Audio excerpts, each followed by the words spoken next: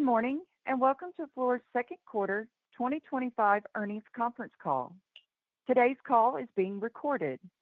At this time, all participants are in a listen-only mode.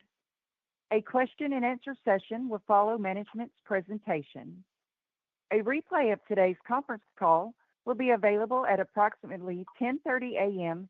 Eastern Time today, accessible on Fluor's website at investor.fluor.com. The web replay will be available for 30 days. A telephone replay will also be available for 7 days through a registration link, also accessible on Fluor's website at investor.fluor.com. At this time, for opening remarks, I would like to turn the call over to Jason Landkamer, Vice President, Investor Relations. Please go ahead, Mr. Landkamer. Thank you, Tiffany. Welcome to Fluor's 2025 second quarter earnings call. Jim Brewer, Fluor's Chief Executive Officer, and John Regan, Fluor's Chief Financial Officer, are with us today. Fluor issued its second quarter earnings release earlier this morning, and a slide presentation is posted on our website that we will reference while making prepared remarks. Before getting started, I would like to refer to our safe harbor note regarding forward-looking statements, which are summarized on slide 2. During today's presentation, we will be making forward-looking statements which reflect our current analysis of existing trends and information.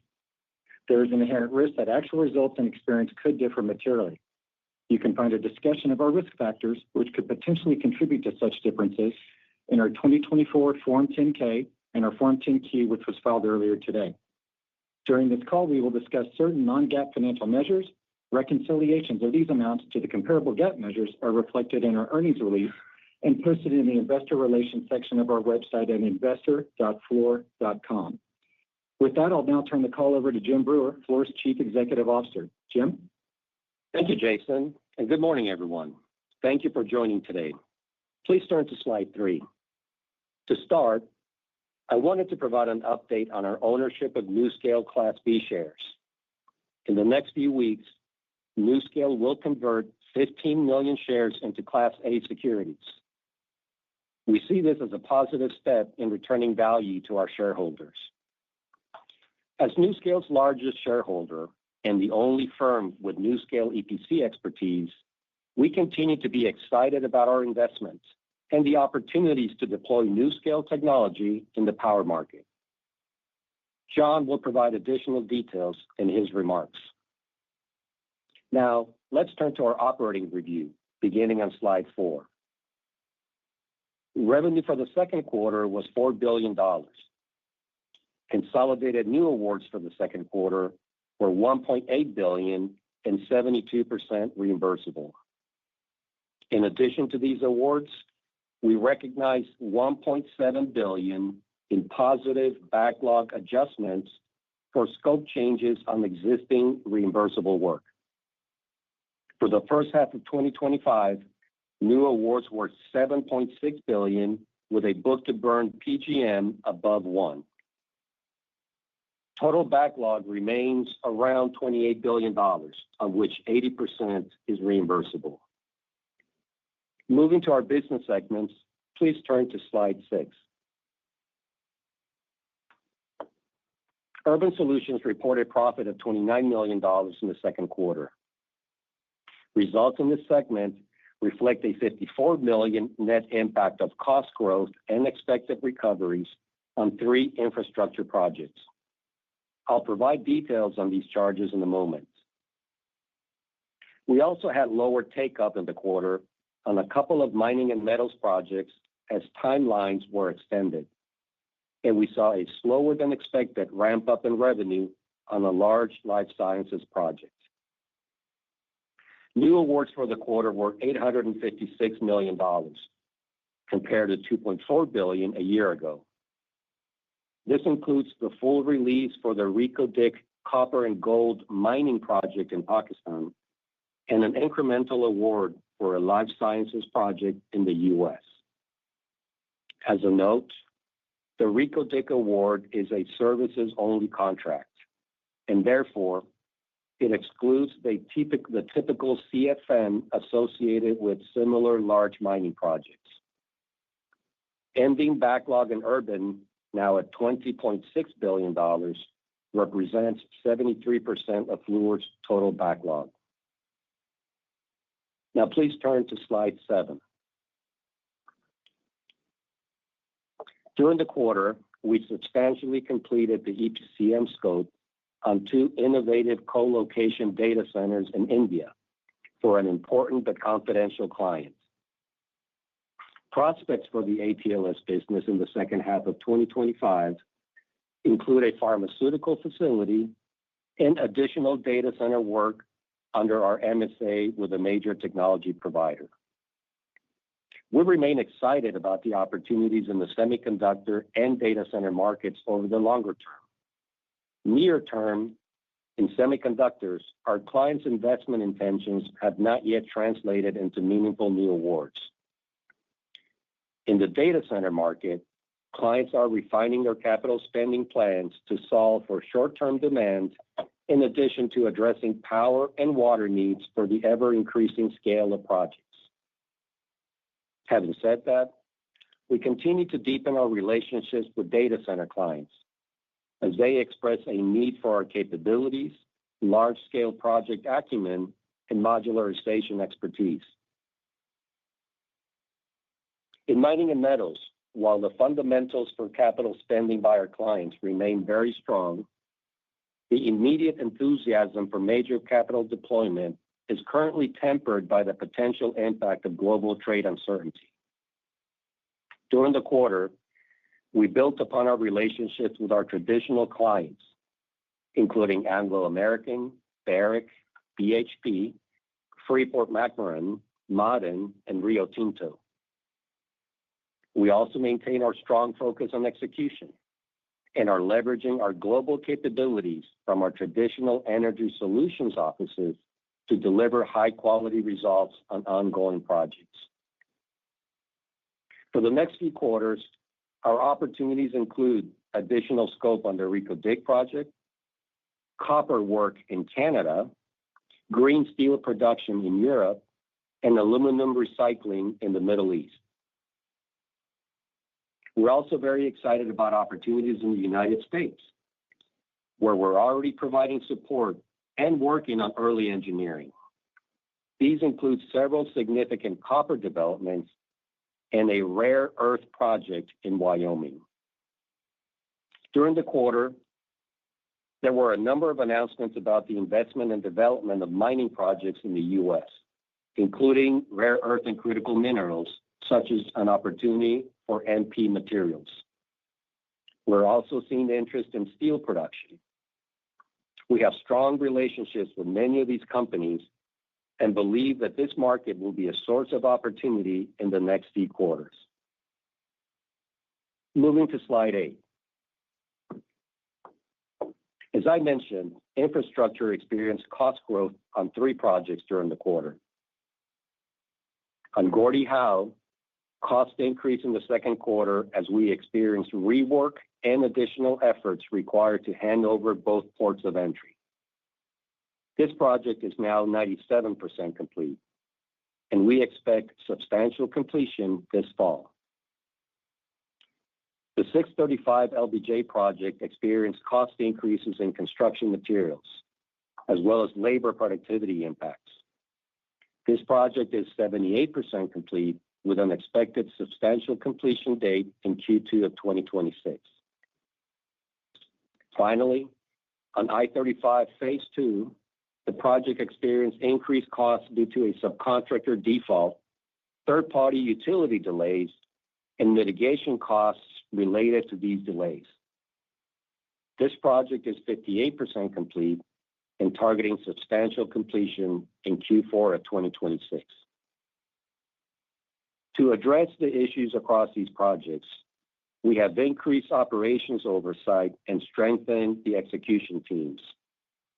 We're also taking action against certain subcontractors, including designers, for recovery of costs caused by their poor performance. Other projects in the infrastructure portfolio continue to perform to management expectations. For example, we are pleased to report that the Chicago Transit Authority Red Purple Line project opened up 4 stations and celebrated its first rider on July 19. And the Oak Hill Parkway project in Austin successfully completed a traffic switch to newly constructed roadways and bridges. Moving to Energy Solutions, please turn to slide 9.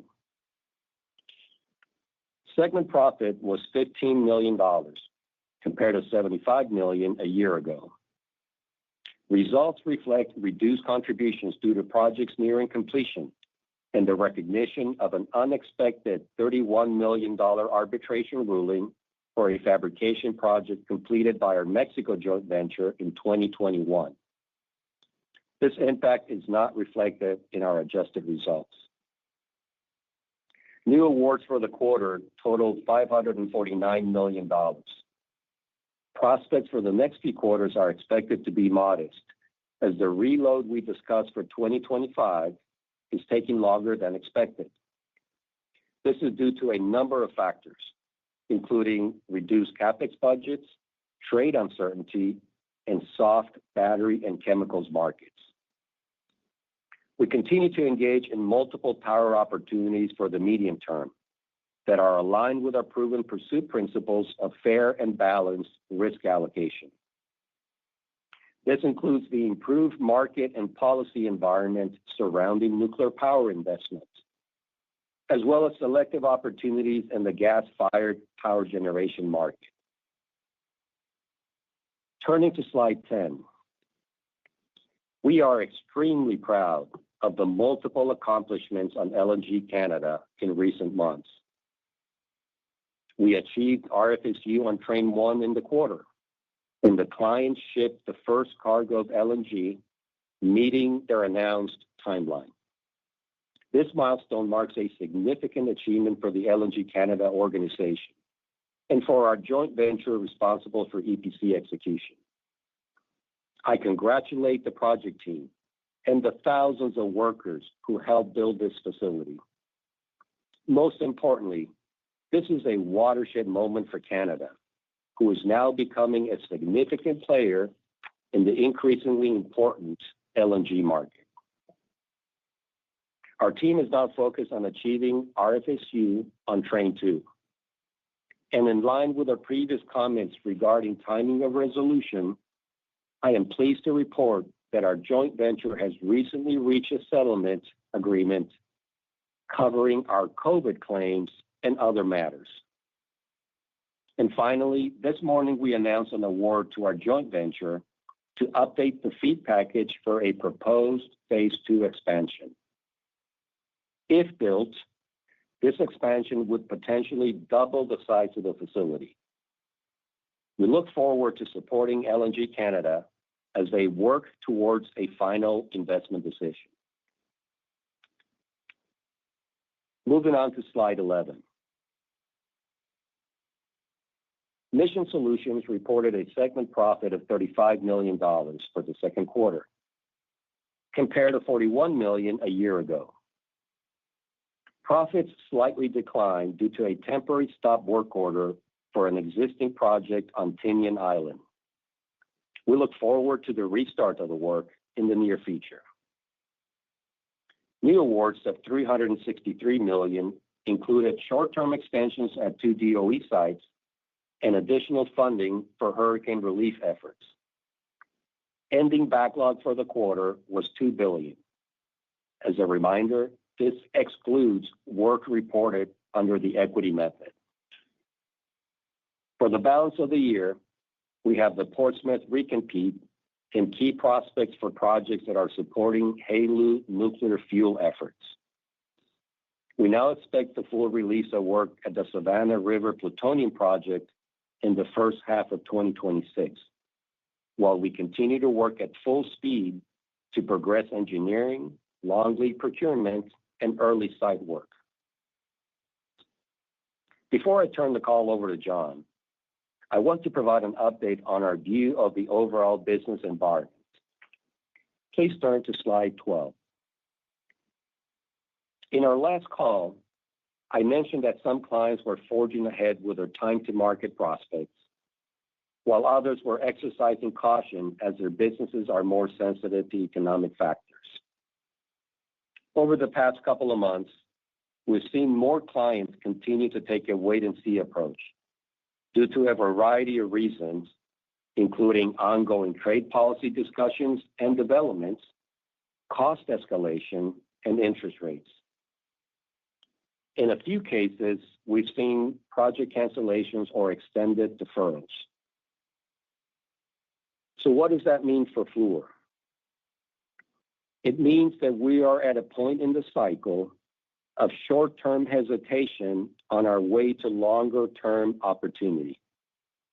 We believe that the hesitation to release full EPC investments will subside once there is certainty in trade agreements and on their impact on client end markets, project costs, and importantly, the rebalancing of the supply chain. Furthermore, and specifically in the U.S., once the effects of the recently enacted pro-growth policies materialize, we expect clients to accelerate domestic investment in many of our end markets, such as manufacturing, semiconductors, data centers, power, mining, metals, and national security. With that, let me turn the call over to John for the financial update. John? Thanks, Jim, and good morning, everyone. Today, I'll cover our results for the second quarter and go over the revised guidance for the balance of the year. Please turn to slide 14 in the financial highlights.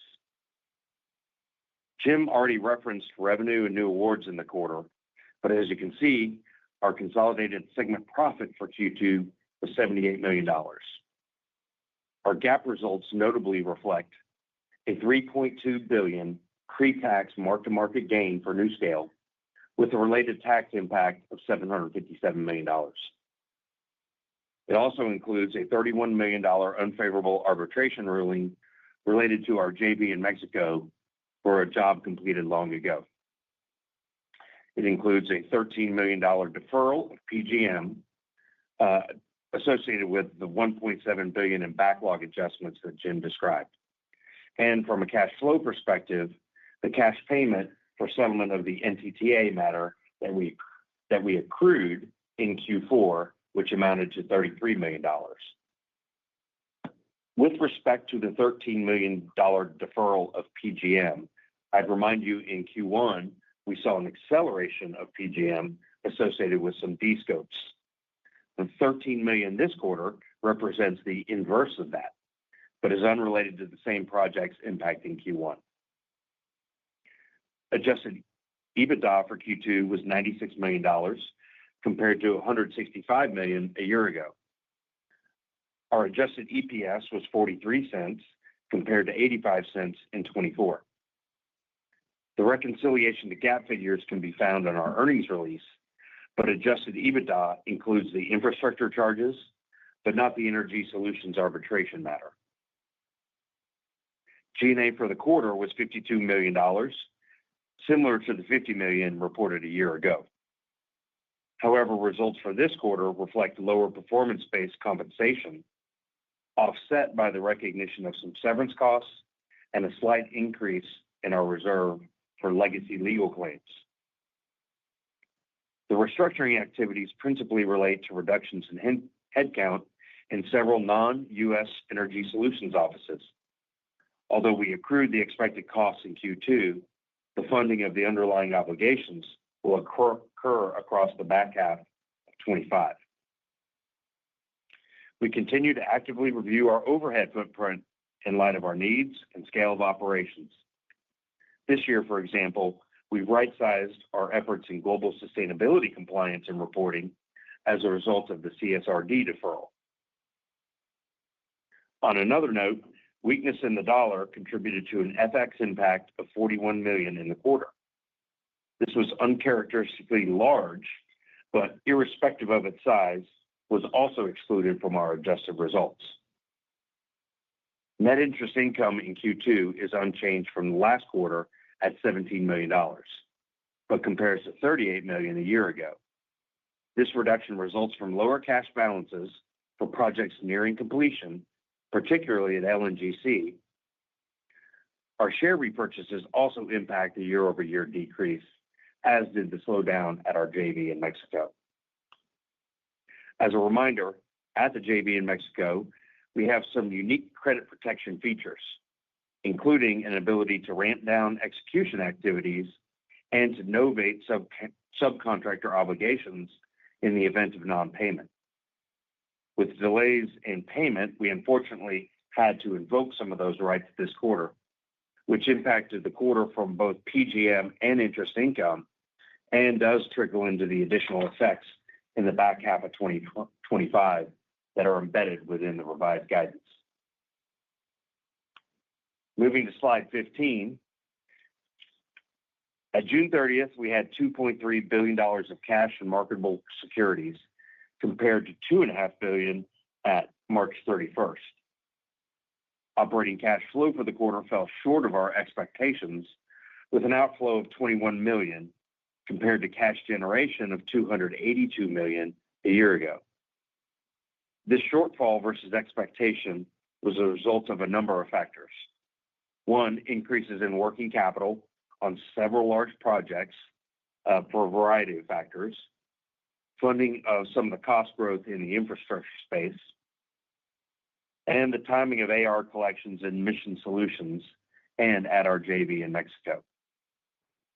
As a reminder, the 24 cash flow number reflected the resumption of dividends from LNGC and significant mobilization receipts for two then early stage projects. As an update on our legacy projects, in Q2, we provided $44 million of funding. Our original expectation of funding about $200 million on legacy projects for all of 25 holds true, although we now anticipate some more funding in 26 based on the revised project estimates. Also, some of the claims associated with the recovery for these jobs will likely extend into 26, which has a bearing on our OCF for this year. On the capital allocation front, we bought 4 million shares in the second quarter, spending $153 million. In light of our revised operating cash flow guidance, we are expecting to slow the repurchase cadence in the second half of 25. Based on current projections, we expect total repurchases to be between $450 to $500 million versus the $600 million for all of 25 communicated after quarter one. At our Investor Day, we implied roughly $1 billion of stock repurchases across the planning cycle. Even at this reduced tempo, we still outpaced the straight line effect of that target, and we are not revising that figure. As a reminder, all of these repurchase expectations come on the back of our base operations, not through any SMR monetization. More on that in the outlook. That said, there are a number of important milestones in the next 90 days, which will address the contingency wedge of my cash forecast wheel from Investor Day, which itself subsumes several items such as litigation, tax disputes, and other matters. The final outcome of these matters over the next quarter will influence where we land within that repurchase range. Coming back to LNGC, the JV remains focused on the completion of Train 2 and the remaining open punch list items, with future releases of dividends to the JV partners tied to the completion of Train 2 and the normal progression of the warranty period. The COVID settlement agreement largely mirrors the expectations we had embedded in earlier forecasts, but it does provide more insight into when the JV will be able to collect for such items and make future dividends to its partners. For several quarters, we've described our efforts to monetize our ownership of NuScale. Within the strategic sale pursuit, most of the discussion centered around how to convey the B shares without converting them into the registered securities. With NuScale stock performance in the last few months, we see it as increasingly difficult for the strategic buying community to consummate a transaction at fair value. Accordingly, we are more embracing of a stock market-facing solution, which can be better accomplished with the conversion into A shares.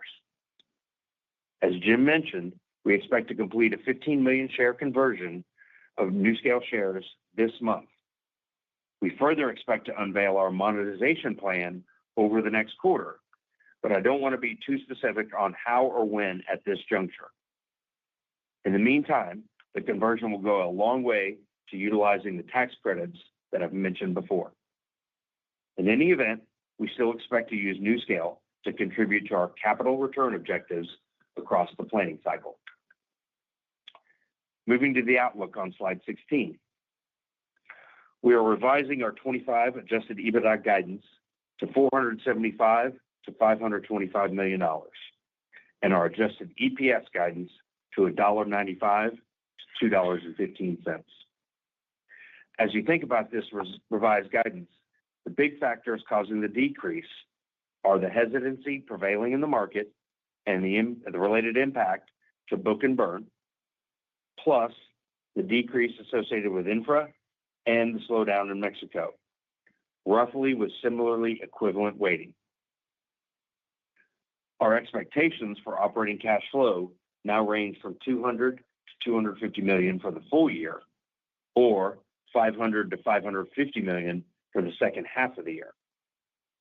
This reflects the lower guidance range for EBITDA and the timing of expected claims recovery for the infrastructure projects, but excludes the effects, if any, on legal settlements.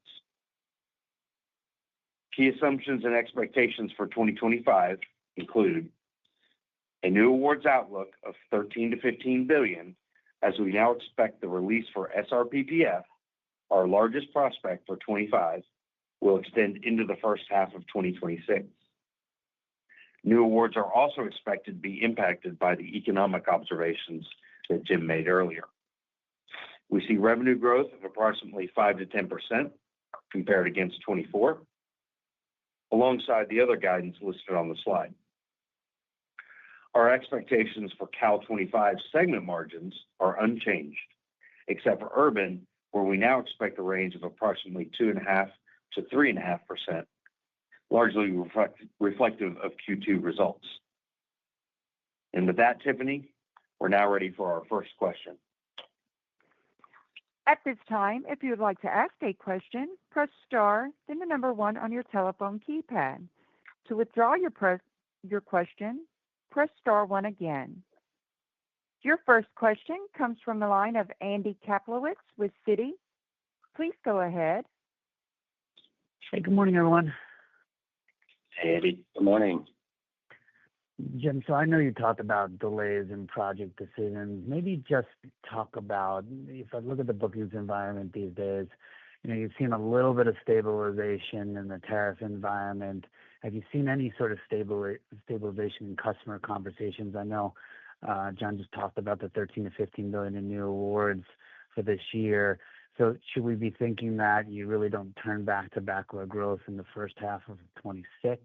Is that the sort of goal at this point? And where is that going to come from besides the plutonium project?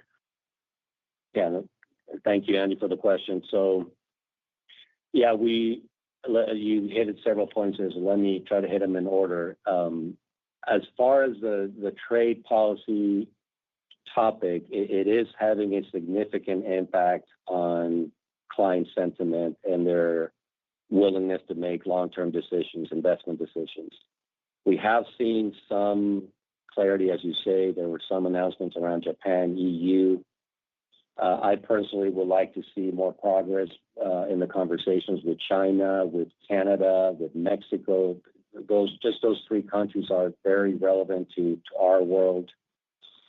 And I think we're still seeing a developing story around tariffs, and all you need to do is read the headlines for the last few days. So I think what our clients are looking for is a little more stability and certainty around where that's going to go in terms of several things. One, cost, project costs, but almost equally important, how is that supply chain going to rebalance? We're having these conversations with our active clients and our bids right now as the tariff matrix, if you will, on one axis countries, on a different axis the commodities. As that matrix continues to evolve, how do we shift and pivot and mitigate those risks on projects?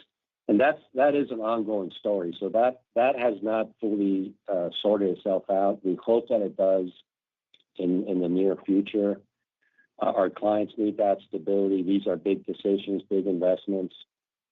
Now, as far as the opportunities for the near term, we feel very strong that we're pursuing our work in the right markets. If you look at what we presented in April in our Investor Day, we said we would be focusing on mining, and there's a big push for mining work both in the U.S. and internationally. We said we would focus on advanced manufacturing, data centers, and life sciences. And there's a lot of activity there. We talked about power. We talked about selective LNG. You saw the announcement on phase two. So phase two, the feed that we announced, that's going to take some time, but it can be a really, really good opportunity for next year. In mission, national security, DOE work. Of course, SRPPF is the largest opportunity, but it's not the only opportunity we're pursuing there. And even though there's softness in some of the ES markets, namely, say, chemicals, which is we're very strong in chemicals, we're still pursuing a couple of interesting chemicals opportunities. So I think, Andy, the portfolio is similar. I think we're seeing things slowing down a little bit. There's some hesitation today, but the opportunities will come from those markets that I just mentioned to you. Helpful. And then, John, I know you didn't want to talk too much about the NuScale conversion, but obviously it's a topic du jour these days. So maybe just the mechanics of the $15 million. Do you take a tax gain when that Class B converts to A, and can you offset that? And then, if you just step back, I think you talked about sort of resolving it over the next quarter or so. Obviously, we've talked about this for a very long time. Do we think that you get more of a resolution here over the next, quarter or so, as you said, and we get more of an update than we got today? Yeah, without question, Andy. Several things in there on the tax and then the credit utilization. Absolutely, as I said in the prepared remarks, we do have a tax gain associated with the step up, and so it'll all come to fruition when we make the conversion. So you should generally think about the tax gain being roughly equivalent to whatever their screen price is on that day, multiplied by the 15 million shares. But we will be able to shield substantially all of that through the tax credit profile that we have. So not much in the way of cash leakage associated with the conversion. And then the monetization itself becomes one of not trying to top the market, but trying to do it in a way that captures a lot of the value without taking a steep discount associated with it. And, again, we've got a long time to get that done. And I know there's a lot of anxiousness in the market for that to happen yesterday, but we're going to continue to be measured about it. Appreciate the color, guys.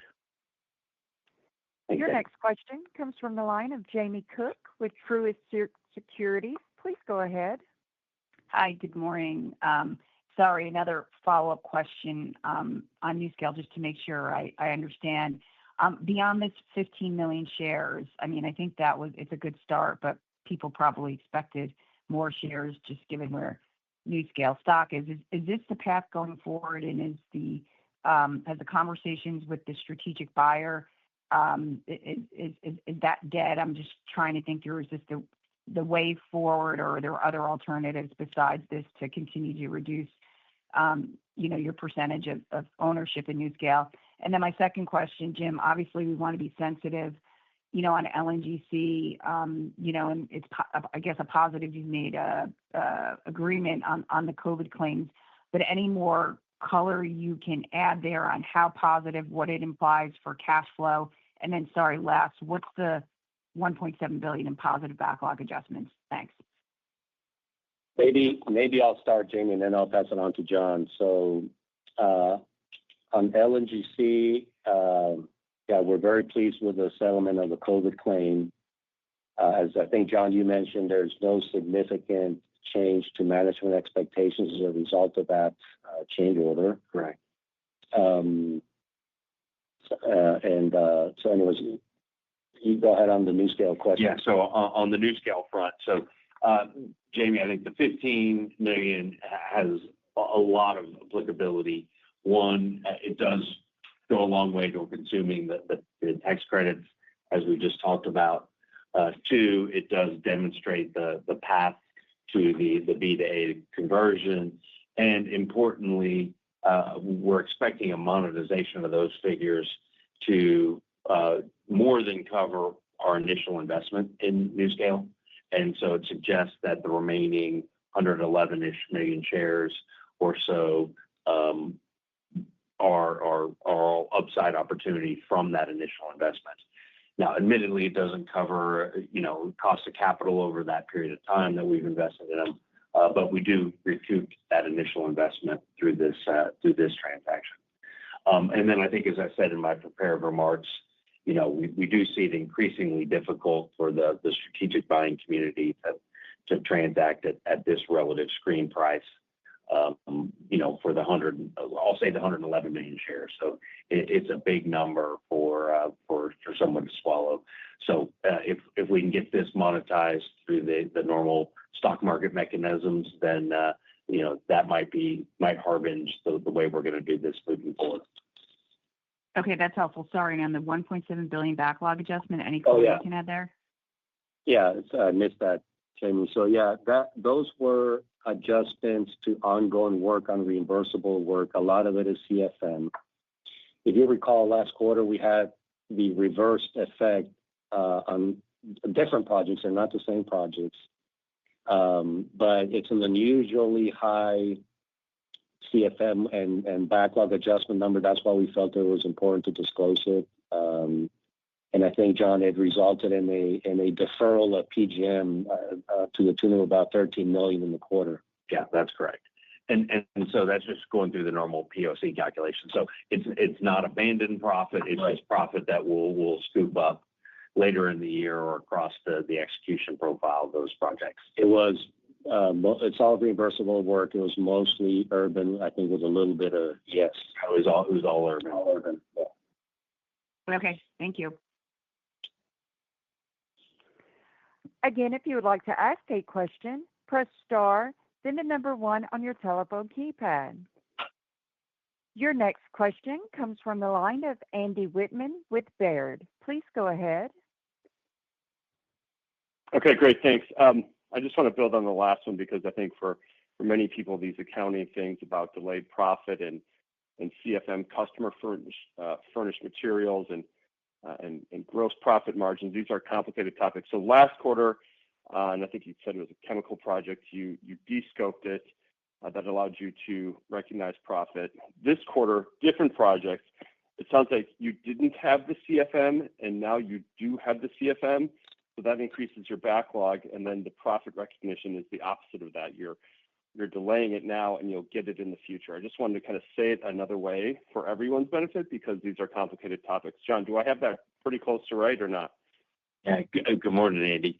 Yeah, I think it was you that was probing on this in Q1, and yeah, you've got it nailed. Okay. All right. So then, I guess my other question. Where do I want to go next here? Andy, while you're thinking about it, so in its simplest terms, the project has equivalent profitability before and after the additional scope. Similar, a little bit more, but generally speaking, similar.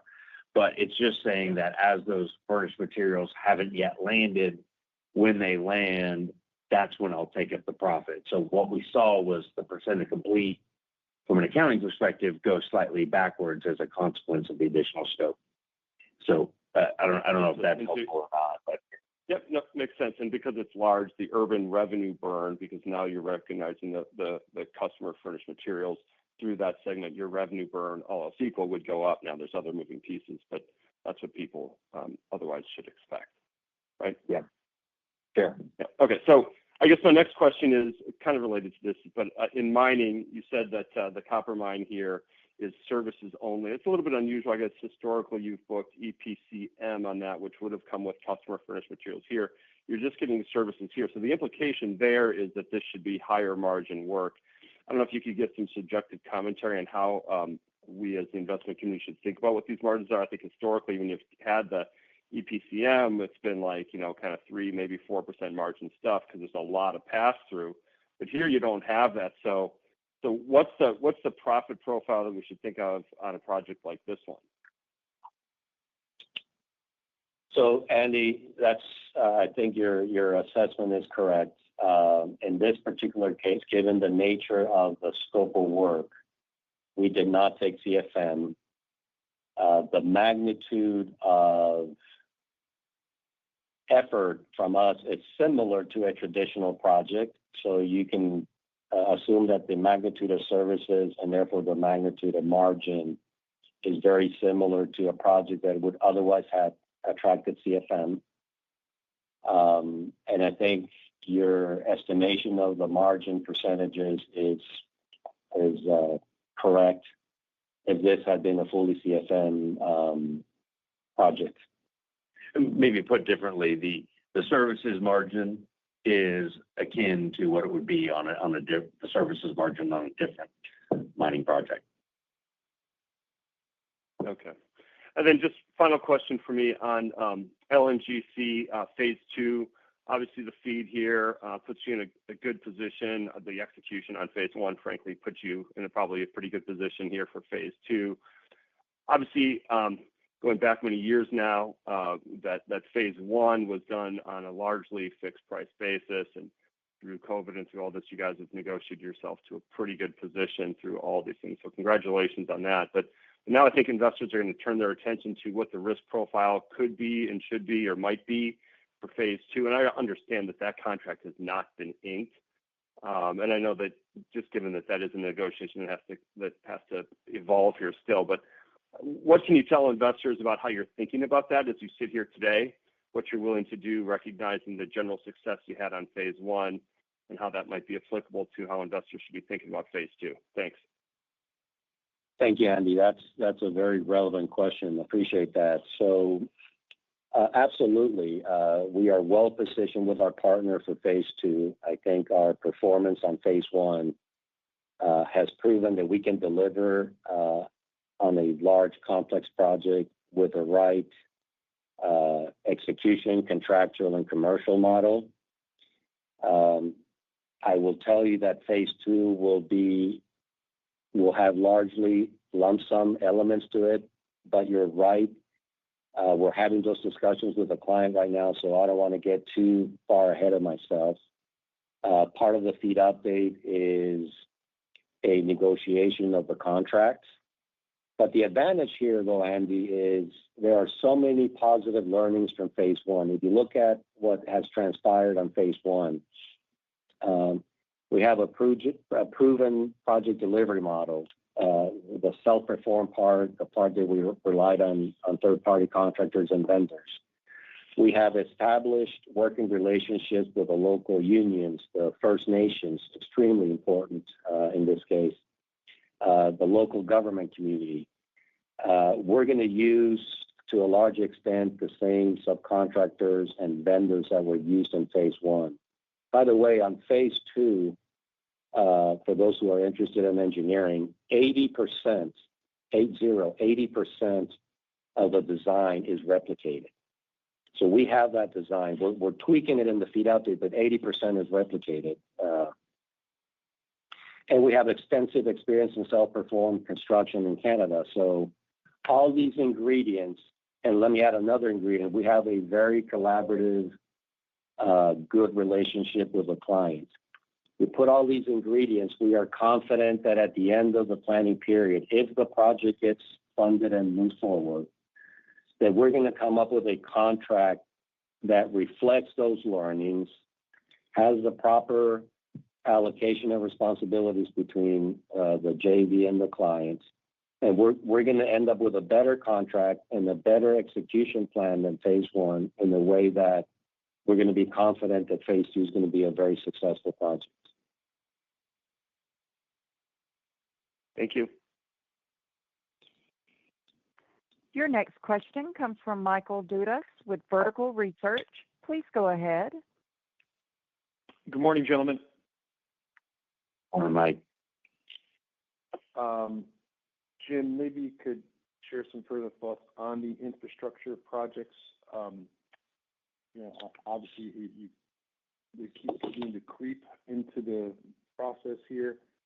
Where do we stand? I know you talked about it at rural completion, but some of the issues behind that and other projects that maybe we hadn't seen, like LAX, I guess, that wasn't mentioned, but is this how ring-fenced is this as we kind of move through the planning period over the next 6 to 12 months? Good morning, Michael. I would say that we're disappointed with the results in the quarter on these three projects.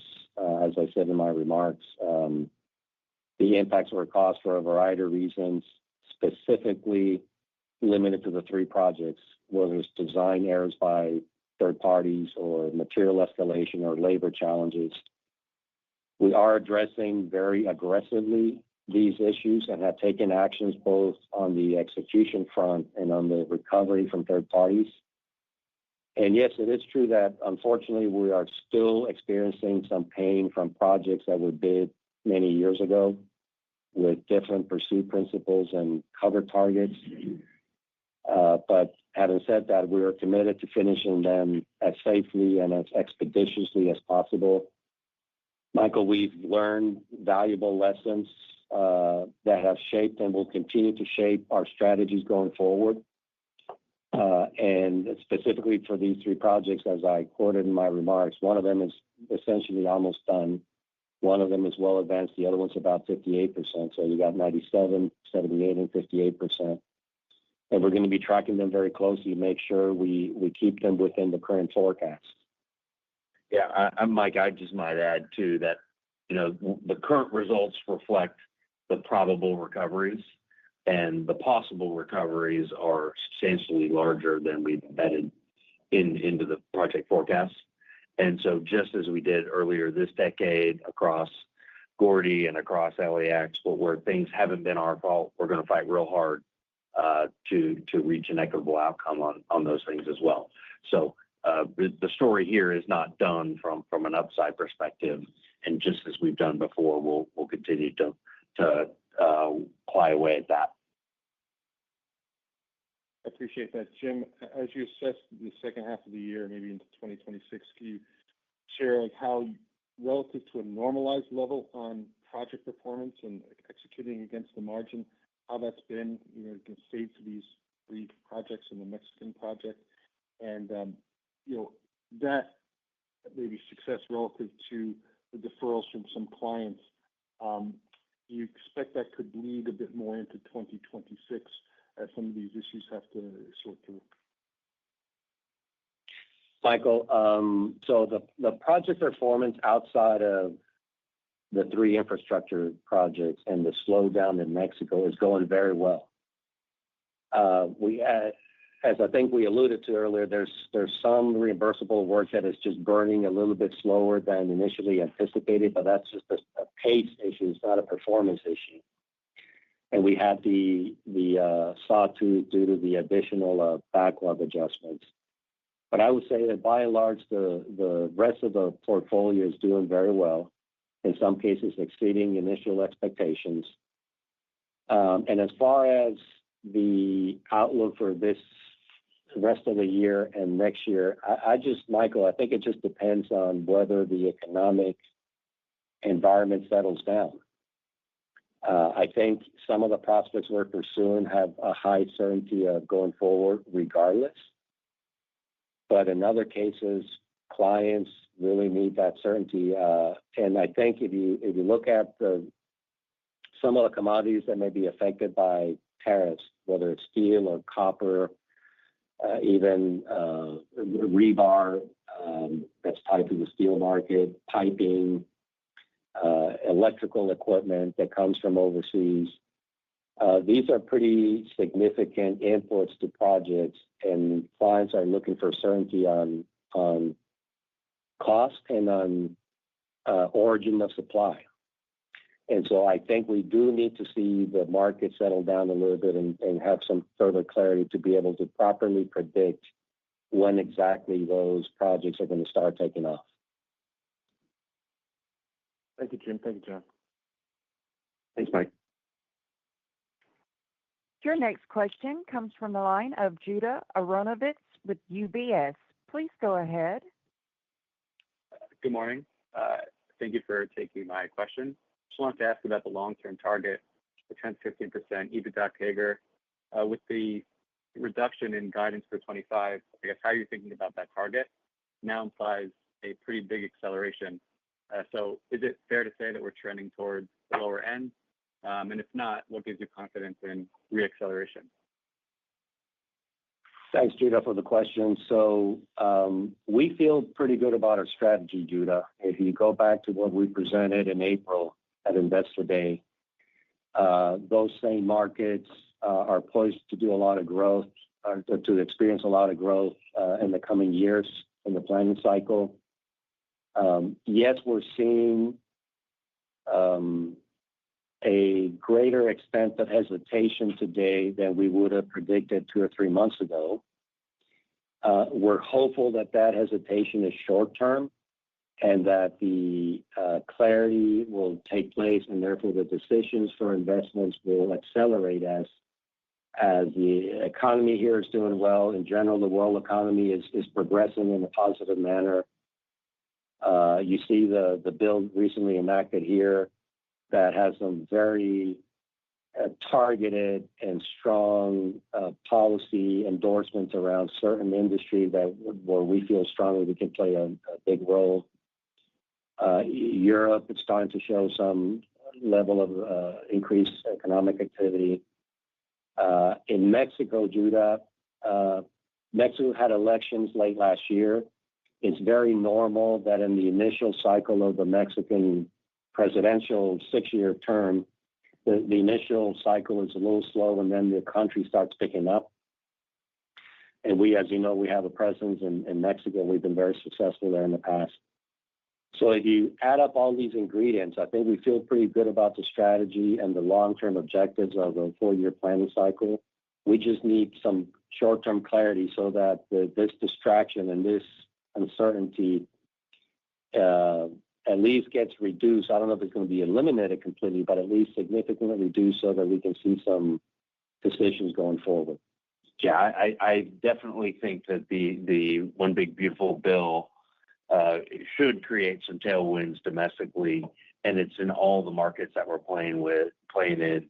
And Jim covered them in his prepared remarks. You just basically go down the line where we operate. So I think from a strategy perspective and across the planning cycle, don't see a need to pivot at this point. And I think as the trade policy settles, as our customers are better able to assess their end markets, I think we're going to have a lot more clarity in the coming quarters. Okay, and are you already having conversations kind of around the bill?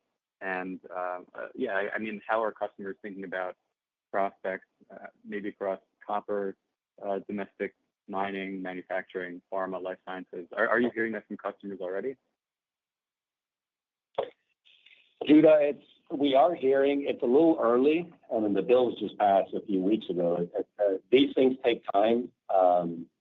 But even before the bill, we were already talking to these customers. So I don't want to give you the impression that just after the bill, we started to talk to new customers. I mean, if you look at rare earth in the U.S., we have relationships with 2 clients that are working in that space. If you look at copper in the U.S., we have a long-standing relationship and have a lot of project work under our belts, very successful project work domestically and internationally with the largest copper producer in the U.S. We obviously, we're doing a very large life sciences project, so we have a strong resume there. And so, yes, our existing clients will benefit from the bill and those incentives and favorable conditions. I just think it's not about flipping the switch and it happens overnight. I think it takes a little bit of time. Yeah, and it's helpful to the industries that specifically get called out in the bill, but more generally, things like a more ability to deduct interest, R&D expenditure deductions, and bonus depreciation are kind of agnostic as to industries, but they all feed into, feeding the machine from a capital investment perspective. And so we think that's going to be a net positive in the quarters to come. Okay, fair enough. And then just a clarification question on the LNG, the change order. It sounds like maybe it won't impact margin, but what about the cash flow? I don't know if I heard that right. Thank you. Yeah, that's exactly what I was intimating in the prepared remarks.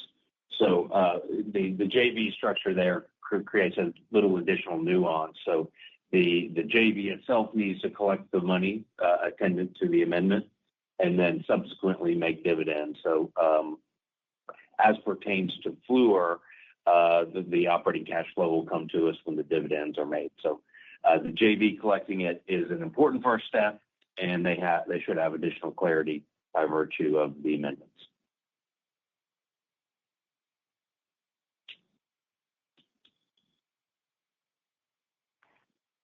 That concludes our question and answer session. I will now turn the call back over to Jim Brewer for closing remarks.